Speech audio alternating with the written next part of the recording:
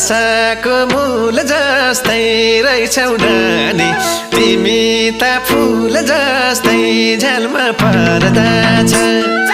नहेर त्यसरी माया सर्दा छ